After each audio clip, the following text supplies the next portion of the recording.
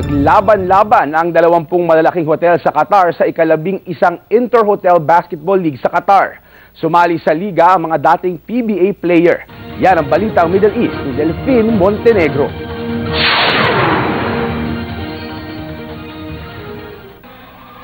Sa pagbubukas pa lang ng palaro, nagmistulang championship match ang labanan ng Holiday Villa Hotel at Marriott Hotel. Ilan sa players nila na nagtatrabaho sa hotel ay mga dating ex-PBA at ex-PBL sa Pilipinas.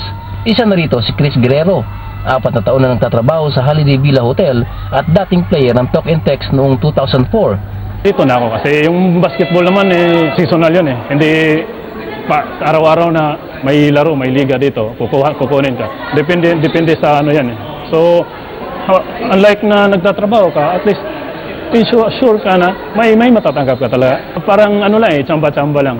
Pag may kumuha sa'yo na mga sponsor na maglaro, doon ka lang kumikita. Pero pag wala rin. Dagdag pa ni Guerrero, tsamba na raw kung mayroong sponsor na kumuha sa kanila sa Pilipinas. Pero kadalasan palaging wala. Kaya naman nagdesisyon siyang mag-abroad. Tiniyak naman ni Tonet Reniva, chairman ng Inter-Hotel Basketball League at nagtatrabaho bilang admin assistant sa Marriott Hotel, na bibigyan ng pagkakataon ng lahat ng hotel na makasali sa paliga. Yun ang pinaka-mission namin actually ng Inter-Hotel Basketball. Lahat ng hotel dito sa Doha, mula sa 3-star hanggang sa 7-star ay isinasali namin ngayon kasi malaki na nga.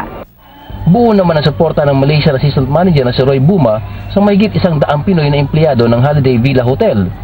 The Filipinos, they are very great. They're great people. I would say they have their special skill. They can speak good English. Basically, besides their appearance, they are absolutely unbelievable people. That I have. And like Holiday Villa, they're one of the majority groups of the company working for us. Kaya naman may hamon si Buma sa mga Pinoy sa Qatar. For all my Filipino staff and all the Filipinos who work in Qatar and Doha, you are great people that we have, and I hope that you contribute more to the industries, and I believe that every one of you are one of the special people on earth. Nagbabalita sa Middle East, Delphine Montenegro, Doha, Qatar.